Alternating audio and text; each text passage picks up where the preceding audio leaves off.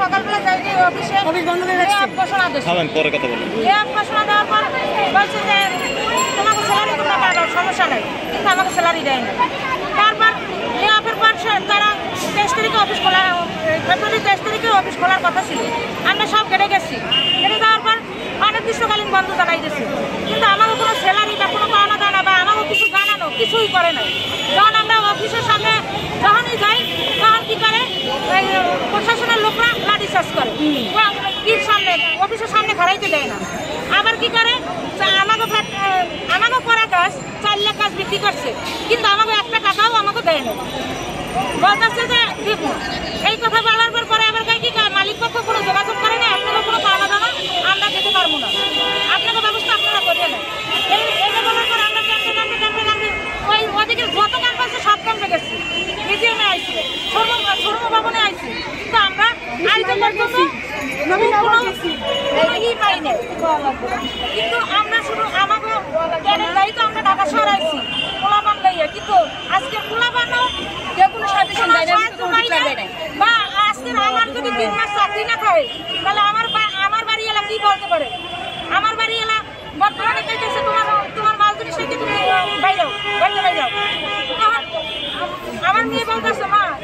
তোমার যদি বাইক কিনে দিতে তখন কেমন লাগে বলেন তো আপনারাই বলেন কতটা খারাপ লাগার কথা চলো আমরা এই মুহূর্তে বর্তমানে আছি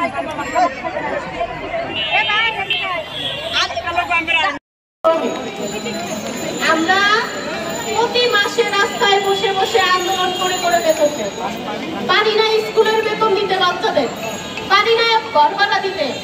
আমাদের বর্তমান সরকারের কাছে আমাদের একটাই অনুরোধ আমাদের এই শ্রমিকের ন্যায্য পাওনা যেন সুষ্ঠুভাবে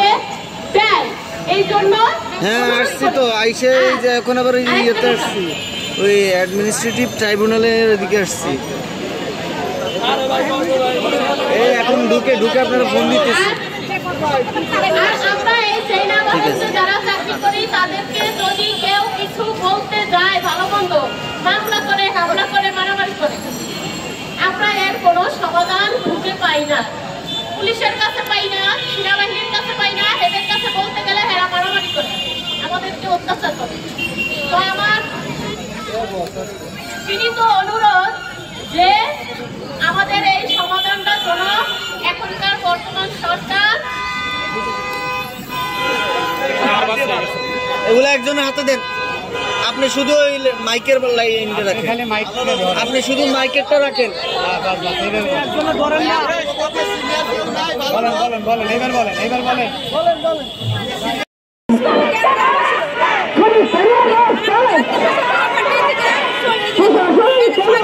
মাইকটা ওদিকে ঘুরে দেন তো একটু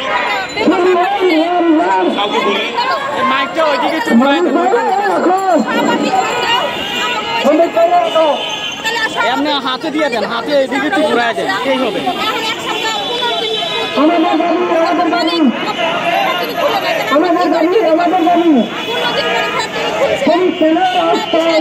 মাইকটা ঘুরে দিতে বলেন না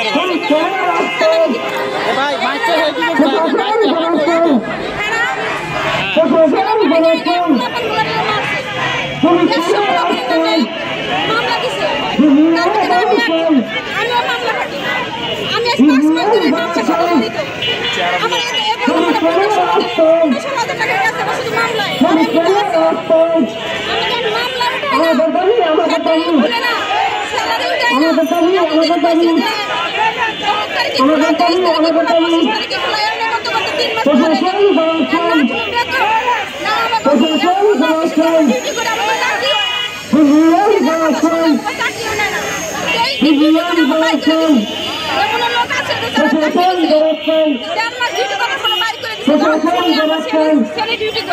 আমাকে ফিঙ্গার লক করে